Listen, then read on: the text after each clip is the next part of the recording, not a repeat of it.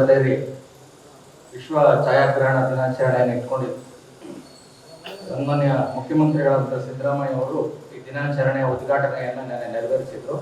ಚಿತ್ರಕಲಾ ಪರಿಷತ್ತಲ್ಲಿ ಒಂದು ಒಳ್ಳೆ ಎಕ್ಸಿಬಿಷನ್ ನಡೀತಾ ಇದೆ.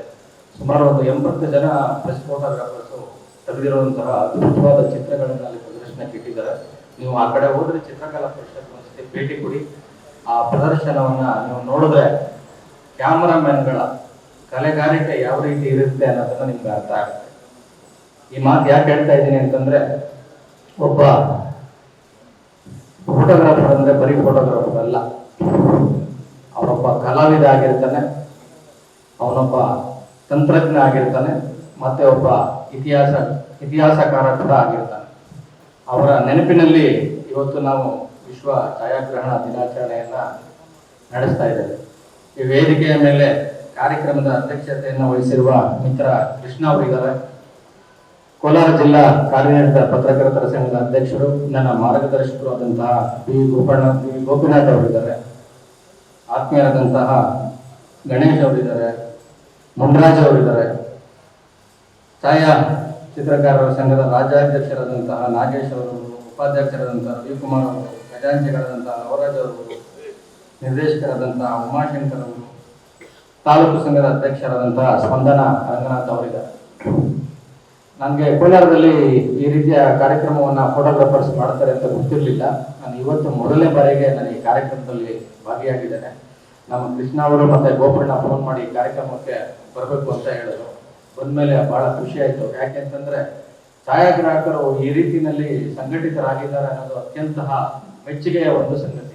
ಅದಕ್ಕಾಗಿ ಈ ಸಂದರ್ಭದಲ್ಲಿ ನಿಮ್ಮೆಲ್ಲರಿಗೂ ಕೂಡ ವಿಶೇಷವಾದಂತಹ ಧನ್ಯವಾದಗಳನ್ನು ತಿಳಿಸ್ತೇನೆ. ಟೆಕ್ನಾಲಜಿ ಬೆಳೀತಾ ಇದೆ. ನಾನು ಇಲ್ಲಿ ಕೋಲಾರವಾಣಿ ಮತ್ತೆ ಕೋಲಾರ ಪತ್ರಿಕೆಯಲ್ಲಿ ಕೆಲಸ ಮಾಡಬೇಕಾದ್ರೆ ಇಲ್ಲೊಂದು 3-4 ಜನ ಸೀನಿಯರ್ ಫೋಟೋಗ್ರಾಫರ್ಸ್ ಇದ್ರು. ಅವರು ಒಂದು ಫೋಟೋ ತಗೊಂಡ್ರೆ ಅದನ್ನ ಬೆಂಗಳೂರಿಗೆ ತಗೊಂಡೋಗ್ಬೇಕು. ಬೆಂಗಳೂರಿಗೆ ತಗೊಂಡೋಗಿ ಫ್ಲಾಟ್ ಮಾಡಿಸ್ಕೋಬೇಕು. ನರಸಿಂಹಮೂರ್ತಿಗಳು 200 ರೂಪಾಯಿ, ನಮ್ಮ ಸಂಪಾದಕರಾಗಿದ್ರು ದಿವಂಗತ ನರಸಿಂಹಮೂರ್ತಿ ಅವರು ಕೋಲಾರವಾಣಿಯಲ್ಲಿದ್ದರು. ಒಂದು 200 ರೂಪಾಯಿ ಕೊಟ್ಬಿಟ್ಟು ಒಂದು ಫೋಟೋ ಬ್ಲಾಕ್ ಮಾಡಿಸ್ಕೊಬರೋ ಅಂತ ಹೇಳು. ಅದು ಮೆಜೆಸ್ಟಿಕ್ ಅಲ್ಲಿ ಯಾವುದೋ ಒಂದು ಅಂಗಡಿ ಇತ್ತು. ಅಲ್ಲಿ ಕೊಟ್ರೆ ಒಂದು 2 ಗಂಟೆ ಬಿಟ್ಕೊಂಡು ಬಾರಪ್ಪ ಅಂತ ಹೇಳೋದು. 200 ರೂಪಾಯಿನಲ್ಲಿ 100 ರೂಪಾಯಿ ಅಂಗಡಿ ಕೊಟ್ಟು ಉಳಿದ ಊಟ ಮಾಡಿ ಒಂದು ಪಿಕ್ಚರ್ ನೋಡ್ಕೊಂಡ್ ಬರೋಷ್ಟರಲ್ಲಿ ಅವನು ಬ್ಲಾಕ್ ರೆಡಿ ಮಾಡ್ತಾ ಇದ್ದ. ಅದಂತಂದು ಪತ್ರಿಕೆಯಲ್ಲಿ ಪ್ರಿಂಟ್ ಆಗ್ತಾ ಇತ್ತು. ಅದಾದ್ಮೇಲೆ ನಾನು ವಿಜಯ ಕರ್ನಾಟಕ ಸೇರ್ಕೊಂಡೆ 2000 ಇಸ್ವಿನಲ್ಲಿ. ಅವಾಗ ಫೋಟೋಗ್ರಾಫರ್ಸು ಫೋಟೋ ಎಲ್ಲ ತಗೊಂಡ್ ಬರೋರು, ಅದನ್ನ ಪ್ರಿಂಟ್ ಹಾಕ್ಬೇಕು. ಅದು ಮೆಜೆಸ್ಟಿಕ್ ಅಲ್ಲಿ RK ಲ್ಯಾಬ್ ಅಂತ ಒಂದಿತ್ತು. ಅಲ್ಲೋದ್ರೆ ಕ್ಯೂ ಎಲ್ಲ ಟೋಕನ್ ಸಿಸ್ಟಮ್ ಕೊಡೋರು. ಆಮೇಲೆ ಅವರು ಫೋಟೋ ಪ್ರಿಂಟ್ ಹಾಕಂತಂದು ಆಫೀಸಿಗೆ ಕೊಡೋರು, ರೀಲ್ ಕ್ಯಾಮರಾ. ಅದಾದ್ಮೇಲೆ ಮೊಬೈಲ್ ಬಂದ್ಮೇಲೆ ಎಲ್ಲರೂ ಫೋಟೋಗ್ರಾಫರ್ಗಳಾಗ್ತಾರೆ. ಒಂದು ಭಯ ಇತ್ತು, ಮೊಬೈಲ್ ಬಂದ್ಮೇಲೆ ಫೋಟೋಗ್ರಾಫರ್ಗಳ ಸ್ಥಿತಿ ಏನಾಗುತ್ತಪ್ಪ ಅಂತ. ಬಟ್ ಸ್ವಲ್ಪ ಸಮಸ್ಯೆ ಆಗಿರ್ಬೋದು, ಆದ್ರೆ ಒಂದು ಹಂತಕ್ಕೆ ಫೋಟೋಗ್ರಾಫರ್ಗಳ ಸ್ಥಿತಿ ಚೆನ್ನಾಗೇ ಇದೆ ಅಂತ ಈ ಸಂದರ್ಭದಲ್ಲಿ ಹೇಳಕ್ಕೆ ಇಷ್ಟಪಡ್ತೇನೆ. ಒಂದು ಹಂತಕ್ಕೆ ಅಂತಂದ್ರೆ ನಾವು ಮೊಬೈಲ್ ಬಂದ್ಮೇಲೆ ಫೋಟೋಗ್ರಾಫರ್ಗಳ ಕೆಲಸನೇ ಇರಲ್ಲ ಅಂತ ಅನ್ಕೊಂಡಿದ್ದೆ. ಬಟ್ ಆ ತರ ಏನು ಆಗ್ಲಿಲ್ಲ. ಸಮಸ್ಯೆ ಇದ್ದೇ ಇದೆ. ಪತ್ರಕರ್ತರು ಮತ್ತೆ ಫೋಟೋಗ್ರಾಫರ್ಸ್ ಅಂತಂದ್ರೆ ಅವ್ರದ್ದು ಅವಿನಾಭಾವ ಸಂಬಂಧ. ನಮ್ಮ ವಿಜಯ ಕರ್ನಾಟಕದಲ್ಲಿ ನಾಗರಾಜ್ ಗಡೇಕಲ್ ಅಂತ ಒಬ್ಬ ಫೋಟೋಗ್ರಾಫರ್. ನಾನು ಕ್ರೈಮ್ ರಿಪೋರ್ಟಿಂಗ್ ಮಾಡ್ತಾ ಇದ್ದೆ. ಅವನಿಗೆ ಈ ಸತ್ತೋಗಿರೋದು ಫೋಟೋಗಳು ತೆಗಿಬೇಕು ಅಂತಂದ್ರೆ ಭಾರಿ ಹುಚ್ಚು. ಒಂದ್ಸತಿ ರಾತ್ರಿ 11 ಗಂಟೆನಲ್ಲಿ ಒಂದು ಫೋನ್ ಬಂತು. ನಂದಿನಿ ಲೇಔಟ್ ಅಲ್ಲಿ ಯಾರೋ ಒಬ್ಬ ರೌಡಿ ಕೊಲೆ ಆಗ್ಬಿಟ್ಟಿದೆ, ಅವನ ಬಾಡಿ ವಿಕ್ಟೋರಿಯಾ ಹಾಸ್ಪಿಟಲ್ ಮಾರ್ಚರಿಯಲ್ಲಿ ಇದೆ. ಅವನ ಹಣ ಬಾರೋಣ, ಹೋಗೋಣ ಫೋಟೋ ತಗೋಬರೋಣ. ಸತ್ತೋಗಿರೋ ಫೋಟೋ ಯಾಕಪ್ಪ ತೆಗಿದ್ಯಾ? ಇಲ್ಲ ಅವನು ರೌಡಿ, ಅವನ ಫೋಟೋ ಮುಂದಕ್ಕೆ ಯಾವಾಗ ಬೇರೆ ಆಗ್ತದೆ, ಒಂದು ಫೋಟೋ ತಗೊಂಡ್ಬರೋಣ ಬನ್ನಿ ಅಂತ. ರಾತ್ರಿ ಸುಮಾರು 11:30-12 ಗಂಟೆ ಆಗಿತ್ತು. ವಿಕ್ಟೋರಿಯಾ ಹಾಸ್ಪಿಟಲ್ ಪಕ್ಕದಲ್ಲಿ ವಿಜಯ ಕರ್ನಾಟಕ ಆಫೀಸ್ ಇತ್ತು. ಸರಿ ನಡ್ಕೊಂಡು ಹೋದ್ವಿ. ಆಮೇಲೆ ಅಲ್ಲಿ ಯಾರೋ ಪೊಲೀಸ್ ಅವರು ಇದ್ರು, ಇಲ್ಲ ಬಿಡಲ್ಲ ಅಂತಂದ್ರು. ಆಮೇಲೆ ಇಲ್ಲ ಫೋಟೋ ಬೇಕೇ ಬೇಕು, ನಾಳೆ ಪ್ರಿಂಟ್ ಹಾಕ್ಬೇಕು ನಾವು, ದಯವಿಟ್ಟು ಬಾಡಿ ತೋರಿಸಿ. ಆ ಮಾರ್ಚರಿನಲ್ಲಿ ಜಾಗ ಇರಲಿಲ್ಲ. ಆ ಸ್ಟ್ರೆಚರ್ ಮೇಲೆ ಬಾಡಿ ಮಲಗಿಸಿದ್ದಾರೆ. ಸಖತ್ತಾಗಿದ್ದ ದೊಡ್ಡ ರೌಡಿ. ಆ ಸ್ಟ್ರೆಚರ್ನ ಈ ಗೋಡೆಗೆ ಹಿಂಗೆ ಹೊರಗೆ ಸಿಕ್ತಿದ್ರು. ಇವ್ರು ಏನ್ ಮಾಡ್ದ, ಬಣ ಇಲ್ಲೇ ಒಳ್ಳೆ ಫೋಟೋ ಇವತ್ತು ಎಕ್ಸ್ಕ್ಲೂಸಿವ್ ಫೋಟೋ ಅಂದ್ಬಿಟ್ಟು, ಹೋದಪ್ಪ ನಾನು ನೋಡೋಕ್ಕಾಗಲ್ಲ, ಅದೆಲ್ಲ ನೀನು ಫೋಟೋ ತಗೋಬ, ಇಲ್ಲ ಬಾರೋಣ, ಒಬ್ಬನೇ ಭಯ ಆಗುತ್ತೆ, ನೀನು ಬಾ ಅಂತ ಕರ್ಕೊಂಡು ಹೋದ. ಇವನು ಫೋಟೋ ಕ್ಲಿಕ್ ಮಾಡಿ ಫ್ಲಾಶ್ ಬಂತು. ಆ ಸ್ಟ್ರೆಚರ್ ಏನಾಯ್ತು, ಜರುಗಿ ಬಾಡಿ ಕೆಳಗಡೆ ಬಿದ್ದೋಯ್ತು. ಅಲ್ಲಿಂದ ನಮ್ಗೇನಾಗೋಯ್ತು, ಬಾಡಿನೇ ಎದ್ದು ಬಂದ್ಬಿಡ್ತೇನೋ ಅಂತ ಭಯ ಆಗಿ ಅಲ್ಲಿ ಓಡಕ್ ಸ್ಟಾರ್ಟ್ ಮಾಡಿದ್ರು. ಆಫೀಸರ್ಗೂ ನಿಲ್ಲಿಸಲಿಲ್ಲ, 2 ದಿವಸ ಜ್ವರ ಬಂದಿತ್ತು ನನಗೆ.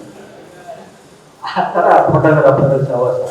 ಇನ್ನೊಂದು ಈಗಿನ ವೀರಪ್ಪನ್ ಹತ್ಯೆ ಆಗೋಯ್ತು. ಆಮೇಲೆ ನಮ್ಮ ಆಫೀಸಿಂದ ಅದೇ ಫೋಟೋಗ್ರಾಫರ್ನ ಕಳಿಸಿದ್ರು ನಾಗರಾಜ್ ಕಡೆಕಲ್ ಅಂತ. ನೀವು ಹೋಗಿ ರಿಪೋರ್ಟಿಂಗ್ ಹೋಗಿ ವೀರಪ್ಪನ್ ಸತ್ತೋಗಿದ್ದಾನೆ. ರಾತ್ರಿ ಎಲ್ಲ ಟ್ರಾವೆಲ್ ಮಾಡಿದ್ವಿ. ಆ ಧರ್ಮಪುರಿ ಸರ್ಕಾರಿ ಆಸ್ಪತ್ರೆಯಲ್ಲಿ ಎಲ್ಲ 4-5 ಜನ ವೀರಪ್ಪನ ಒಂದು ಸಹಚರರೆಲ್ಲ ಸತ್ತೋಗಿದ್ರು, ಮಲಗಿಸಿದ್ರು. ಇವ್ರು ನನ್ನ ಫೋಟೋಗ್ರಾಫರ್ಗೆ ಅದು ವೀರಪ್ಪನ್ ಯಾವ ಅಂತ ಗೊತ್ತಾಗ್ತಾ ಇಲ್ಲ. ಯಾಕಂದ್ರೆ ವೀರಪ್ಪನ್ನೆಲ್ಲ ಮೀಸೆ ಎಲ್ಲ ತೆಗೆದ್ಬಿಟ್ಟಿದ್ರು, ತಲೆ ಎಲ್ಲ ಕೂದಲೆಲ್ಲ ಶೇವ್ ಮಾಡ್ಬಿಟ್ಟಿದ್ರು. ಅವ್ನು ಏನ್ ಮಾಡೋದು, ಆಫೀಸಲ್ಲಿ ಕೇಳ್ತಾರೆ ಇದ್ರಲ್ಲಿ ಯಾರು ವೀರಪ್ಪನ್ನು ಏನು ಗೊತ್ತಾಗ್ತಾ ಇಲ್ವಲ್ಲ ಅಂತ. ಅಲ್ಲಿ ಮಾರ್ಚರಿನಲ್ಲಿ ಯಾರು ಬೇರೆ ಇರಲಿಲ್ಲ. ಕೊನೆಗೆ ಯಾರೋ ಒಬ್ಬನ ಕರೆದು ಇದ್ರಲ್ಲಿ ಯಾರಪ್ಪ ವೀರಪ್ಪನ್ ಅಂತ. ಆಮೇಲೆ ಯಾರೋ ತೋರಿಸಿದ್ರು ಇವನೇ ವೀರಪ್ಪನ್ನು, ಮೀಸೆ ಎಲ್ಲ ತೆಗೆದುಬಿಟ್ಟಿದ್ದಾರೆ ಅಂತ. ಫಸ್ಟ್ ಫೋಟೋ ವಿಜಯಕಾಂಡದಲ್ಲಿ ಬಂತು. ಆ ಫೋಟೋಗೆ ಅವನಿಗೆ ಅವಾರ್ಡ್ ಕೂಡ ಬಂತು. ಯಾಕೆ ಅಂತಂದ್ರೆ ಒಬ್ಬ ವರದಿಗಾರ ಮತ್ತೆ ಒಬ್ಬ ಫೋಟೋಗ್ರಾಫರ್ ಜೊತೆಯಾಗಿ ಹೋದಾಗ ಒಳ್ಳೆ ಫೋಟೋಗಳನ್ನ ತೆಗಿಬೇಕಾಗ್ತದೆ. ನಮ್ಮ ಕ್ಯಾಮ್ರಾ ಇದ್ದವರೆಲ್ಲ ಒಳ್ಳೆ ಫೋಟೋಗ್ರಾಫರ್ ಆಗಕ್ಕೆ ಸಾಧ್ಯ ಇಲ್ಲ. ಒಬ್ಬ ಕ್ಯಾಮ್ರಾಮನ್ಗೆ ಒಂದು ಒಳಗಣ್ಣೆ ಇರ್ತದೆ. ಆ ಒಳಗಣ್ಣಿಂದ ನೋಡಿದಾಗ ಮಾತ್ರ ನಾವು ಅದ್ಭುತವಾದ ಚಿತ್ರಗಳನ್ನು ತೆಗೆಯೋಕೆ ಸಾಧ್ಯ ಅಂತ. ಸೂಡಾನ್ ದೇಶದಲ್ಲಿ ಯುದ್ಧ ಆಗಿ ತುಂಬಾ ಜನ ಹಸಿವಿನಿಂದ ಸತ್ತೋಗ್ಬಿಟ್ರು. ಅವಾಗ ಒಂದು ಫೋಟೋ ಬರುತ್ತೆ, ಕೆವಿನ್ ಅಂತ ಒಬ್ಬ ಫೋಟೋಗ್ರಾಫರ್ ಫೋಟೋ ಬರುತ್ತೆ. ಒಂದು ಮಗು ಮೈಯೆಲ್ಲ ಮೊಳೆ ಬಿಟ್ಕೊಂಡಿರುತ್ತೆ, ಹಸಿವಿನಿಂದ ಬಳಲ್ತಾ ಇರುತ್ತೆ. ಅದು ಗಂಜಿ ಕೇಂದ್ರಕ್ಕೆ ತೆಗೆದುಕೊಂಡು ಹೋಗ್ತಾ ಇರುತ್ತೆ. ಆ ಮಗು ಹಿಂದೆ ಒಂದು ರಣಹದ್ದು ಕಾಯ್ತಾ ಇರುತ್ತೆ. ಅದು ಆ ಚಿತ್ರ ಎಷ್ಟು ಕಥೆ ಹೇಳುತ್ತೆ ಅಂತಂದ್ರೆ, ನೀವು ಎಷ್ಟೇ ಪೇಜ್ ನ್ಯೂಸ್ ಬರೆದ್ರು ಕೂಡ ನೀವು ಅದನ್ನು ವಿವರಣೆ ಮಾಡಕ್ಕೆ ಸಾಧ್ಯನೇ ಇಲ್ಲ. ಆ ರೀತಿಯ ಒಂದು ಕಥೆಯನ್ನ ಆ ಫೋಟೋ ಹೇಳುತ್ತೆ. ಆ ಫೋಟೋ ತೆಗೆದಿದ್ದಕ್ಕೆ ಕೆವಿನ್ಗೆ ಪುಲಿಟ್ಜರ್ ಅವಾರ್ಡ್ ಬಂತು. ಆ ಅವಾರ್ಡ್ ಕೊಡುವಾಗ ಆ ಕೆವಿನ್ ಕಣ್ಣೀರಾಗ್ತಾನೆ. ಎಂಥ ಚಿತ್ರಕ್ಕೆ ನನಗೆ ಅವಾರ್ಡ್ ಇಸ್ಕೊಡುವಂತ ಪರಿಸ್ಥಿತಿ ಬಂತಲ್ಲ. ನಾನು ಯಾಕೆ ಮಾತಾಡ್ತಾ ಇದ್ದೀನಿ ಅಂತಂದ್ರೆ, ನಮ್ಮ ಸಮಾಜದಲ್ಲಿ ಫೋಟೋಗ್ರಾಫರ್ಸ್ಗಳಿಗೆ ಅವರದೇ ಆದಂಥ ಮಹತ್ವ ಇದೆ. ಈಗ ನಾವು ಸ್ವಾತಂತ್ರ್ಯ ಹೋರಾಟದ ಬಗ್ಗೆ ಕೇಳಿರ್ತೀವಿ, ನಾವು ನೋಡಿರಲ್ಲ. ನಾವು ಸ್ವಾತಂತ್ರ್ಯ ಹೋರಾಟದ ಬಗ್ಗೆ ನಮ್ಮ ಮಕ್ಕಳಿಗೋ ಮೊಮ್ಮಕ್ಕಳಿಗೋ ವಿವರಣೆ ಕೊಡಬೇಕು ಅಂತಂದ್ರೆ ನಮ್ಮ ಫೋಟೋಗ್ರಾಫರ್ಗಳು ತೆಗೆಸಿರುವಂಥ ಫೋಟೋಗಳನ್ನೇ ತೋರಿಸ್ಬೇಕು. ಆಗಿನ ಕಾಲದ ಬ್ಲಾಕ್ ಅಂಡ್ ವೈಟ್ ಪಿಕ್ಚರ್ಗಳು. ಈಗ ನನ್ನ ಮಕ್ಕಳು ಕೇಳ್ತಾರೆ, ನಿಮ್ಮ ಅಜ್ಜಿ ತಾತ ಹೆಂಗಿದ್ರು ಅಂತ. ಆವಾಗಲೂ ಕೂಡ ಯಾವ ಹಳೆ ಕಾಲದ ಪೆಟ್ಟಿಗೆಲಿರೋ ಫೋಟೋಗಳನ್ನ ತೆಗೆದು ಇರೋದೇ ನಮ್ಮ ಅಜ್ಜಿ ತಾತ.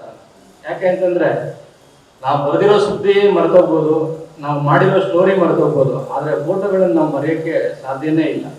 ನಾವು ಇತಿಹಾಸನ ತಿರ್ಸ್ಬೋದು, ಆದರೆ ಫೋಟೋಗಳನ್ನ ಮಾತ್ರ ತಿರ್ಸಕ್ಕೆ ಸಾಧ್ಯನೇ ಇಲ್ಲ ಅಂತ ನಾನು ಈ ಸಂದರ್ಭದಲ್ಲಿ ಹೇಳಕ್ಕೆ ಬಯಸ್ತೇನೆ. ಫೋಟೋಗ್ರಫಿ ಇವತ್ತು ತಂತ್ರಜ್ಞಾನ ಬೆಳೀತಾ ಇದ್ದಂಗೆ ಸ್ನೇಹಿತರು ಹೇಳಿದ್ರು, ಹೊಸ ಟೆಕ್ನಾಲಜಿ ಎಲ್ಲ ಬಂದ್ಬಿಟ್ಟು ನಮಗೆಲ್ಲ ಭಾರಿ ಕಷ್ಟ ಆಗುತ್ತೆ ಅಂತ. ಅದನ್ನು ಯಾರು ತಡೆಯೋಕ್ಕಾಗಲ್ಲ. ಯಾಕೆಂತಂದ್ರೆ ಅಂತಾರಾಷ್ಟ್ರೀಯ ಮಟ್ಟದಲ್ಲಿ ಟೆಕ್ನಾಲಜಿಗಳನ್ನ ಅಪ್ಗ್ರೇಡ್ ಮಾಡ್ಕೊಂಡು ಹೋಗ್ತಾ ಇರ್ತಾರೆ. ಆವಾಗ ಮೊಬೈಲು ರಬ್ಬರ್ ಪ್ಯಾಡ್ ಇತ್ತು, ಇವತ್ತು ಎಲ್ಲ ಸ್ಕ್ರೀನ್ ಟಚ್ ಅದೆಲ್ಲ ಬಂದಿದೆ. ಅದು ತಂತ್ರಜ್ಞಾನ ಬೆಳೀತಾ ನಾವು ಅದಕ್ಕೆ ನಾವು ಒಪ್ಕೊಂಡು ಹೋಗ್ತಾನೆ ಇರಬೇಕಾಗ್ತದೆ. ಆದರೂ ಕೂಡ ಇವತ್ತಿಗೂ ಫೋಟೋಗ್ರಾಫರ್ಸ್ಗಳು ತಮ್ಮದೇ ಆದಂತಹ ಮಹತ್ವವನ್ನ ಪಡೆದುಕೊಂಡಿದ್ದಾರೆ.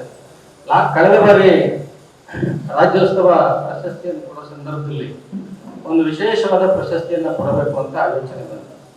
ನಾನು ಮನೆಗೆ ಪತ್ರಿಕೆ ಹಾಕಿ ಎಲ್ಲರ ಆಶೀರ್ವಾದದಿಂದ ನಾನು ಇವತ್ತು ಎತ್ತಿಕೊಂಡೆ. ಹಾಗಾಗಿ ಒಬ್ಬ ಮನೆಗೆ ತೆರಳಿ ಒಬ್ಬ ಪತ್ರಿಕೆ ಹಾಕೋರಿಗೆ ಒಂದು ರಾಜ್ಯೋತ್ಸವ ಪ್ರಶಸ್ತಿ ಕೊಡಬೇಕು ಅಂತ ಮುಖ್ಯಮಂತ್ರಿಗಳಿಗೆ ಮನವಿ ಮಾಡಿದಾಗ ಅವರು ಒಬ್ಬ 76 ವರ್ಷದ ಜವರಯ್ಯ ಅಂತ ಮೈಸೂರಿನವರಿಗೆ ಪ್ರಶಸ್ತಿಯನ್ನು ಕೊಟ್ಟರು. ಅವರು 53 ವರ್ಷದಿಂದ ಸೈಕಲ್ನಲ್ಲಿ ಇವರಿಗೂ ಮನೆಗೆ ಹೋಗಿ ಪ್ರಶಸ್ತಿಯನ್ನ ಕೊಡ್ತಾ ಇದ್ದಾರೆ. ಕಳೆದ ಬಾರಿ ಒಂದು ವಾರದಿಂದ ಒಂದು ಮೀಟಿಂಗ್ ಆಯಿತು. ಆ ಮೀಟಿಂಗಲ್ಲಿ ನನ್ನ ಮುಖ್ಯಮಂತ್ರಿಗಳ ಮುಂದೆ ಒಂದು ಪ್ರಸ್ತಾವನೆ ಆಯಿತು. ಈ ಸತಿ ಒಬ್ಬ ಫೋಟೋಗ್ರಾಫರ್ಗೆ ರಾಜ್ಯೋತ್ಸವ ಪ್ರಶಸ್ತಿ ನಿಮ್ಮೆಲ್ಲರ ಪ್ರತಿನಿಧಿಯಾಗಿ ಈ ವರ್ಷ ಒಬ್ಬ ಛಾಯಾಗ್ರಾಹಕರಿಗೆ ಕರ್ನಾಟಕ ರಾಜ್ಯೋತ್ಸವ ರಾಜ್ಯ ಮಟ್ಟದ ಪ್ರಶಸ್ತಿಯನ್ನ ಕೊಡೋದಕ್ಕೆ ಮುಖ್ಯಮಂತ್ರಿಗಳು ಒಪ್ಕೊಂಡಿದ್ದಾರೆ. ಅದನ್ನ ಕೊಟ್ಟೆ ಕೊಡ್ತೀವಿ ಅಂತೇಳಿ ನಾನು ಸಂದರ್ಭಕ್ಕೆ ಇಷ್ಟಪಡ್ತೇನೆ. ಇವತ್ತಿನ ದಿನ ನಮ್ಮ ಜಿಲ್ಲಾಧ್ಯಕ್ಷರಂತ ಕೃಷ್ಣ ಅವರು ಹೇಳ್ತಾ ಇದ್ರು, ನಾವು ಇದು ಛಾಯಾಭವನ ಕಟ್ಟಲಿಕ್ಕೆ ನಾವು ಜಾಗ ನೋಡಿದ್ದೇವೆ. ಅದಕ್ಕೆ ಸರ್ಕಾರದ ಕಡೆ ರಿಜಿಸ್ಟರ್ ಎಲ್ಲ ಆಗಿದೆ. ಅಲ್ಲಿ ಈಗ ಭವನ ಕಟ್ಟಬೇಕು ಅಂತ ಹೊರಟಿದ್ದೀವಿ ಅಂತ ಹೇಳಿದ್ದಾರೆ. ಸರ್ಕಾರದಿಂದ ಖಂಡಿತ ಭವನ ನಿರ್ಮಾಣಕ್ಕೆ ಸಹಾಯ ಮಾಡೋದಕ್ಕೆ ನಾನು ಪ್ರಾಮಾಣಿಕವಾಗಿ ಪ್ರಯತ್ನ ಮಾಡ್ತೀನಿ ಅಂತ ಈ ಸಂದರ್ಭದಲ್ಲಿ ನಾನು ಹೇಳಕ್ಕೆ ಇಷ್ಟಪಡ್ತೇನೆ. ಸಂಘ ಹೆಸರಿಗೆ ಸಂಘ ಇದ್ರೆ ಸಾಲದು, ಸಂಘಟನೆ ಕೂಡ ಜೊತೆಗೆ ಇರಬೇಕು. ಆದರೆ ಛಾಯಾಗ್ರಾಹಕರ ಸಂಘ ರಾಜ್ಯ ಮಟ್ಟದಲ್ಲಿ ಮತ್ತು ಜಿಲ್ಲಾ ಮಟ್ಟದಲ್ಲಿ ಚೆನ್ನಾಗಿ ಬೆಳೀತಾ ಇದೆ. ಇನ್ನೂ ಯಶಸ್ವಿಯಾಗಿ ಬೆಳೀಲಿ, ಸಮಾಜಕ್ಕೆ ಒಳ್ಳೆಯದಾಗುವಂಥ ಮತ್ತು ನಿಮ್ಮ ಛಾಯಾಗ್ರಾಹಕರ ಕುಟುಂಬಗಳಿಗೆ ಒಳ್ಳೆಯದಾಗುವಂತಹ ಕಾರ್ಯಕ್ರಮಗಳನ್ನು ಆಗಾಗ ನಡೆಸ್ಕೊಂಡು ಬರ್ತಾ ಇದೆ ಅಂತೇಳಿ ನಾನು ಈ ಸಂದರ್ಭದಲ್ಲಿ ಹೇಳಕ್ಕೆ ಇಷ್ಟಪಡ್ತೇನೆ. ಕೋಲಾರದಲ್ಲಿ ಯಾವುದೇ ಕಾರ್ಯಕ್ರಮ ನಡೆದ್ರು ಕೂಡ ನಾನು ಮಿಸ್ ಮಾಡ್ಕೊಡಲ್ಲ. ಗೋಪಣ್ಣ ಕರೆದ್ರು, ಕೃಷ್ಣ ಕರೆದ್ರು ಅಂತ ನಾನು ಬಹಳ ಪ್ರೀತಿಯಿಂದ ಇಲ್ಲಿ ಬಂದಿದ್ದೀನಿ. ಬಂದಿದ್ದಕ್ಕೆ ಇವತ್ತು ನಿಮ್ಮನ್ನೆಲ್ಲ ನೋಡಿ ಮುಂದೆ ನಿಂತು ನಾನು ಮಾತಾಡುವಂಥ ಅವಕಾಶ ನನಗೆ ಕೊಟ್ಟಿದ್ದೀರಾ. ಇದಕ್ಕಾಗಿ ನಿಮ್ಮೆಲ್ಲರಿಗೂ ಕೂಡ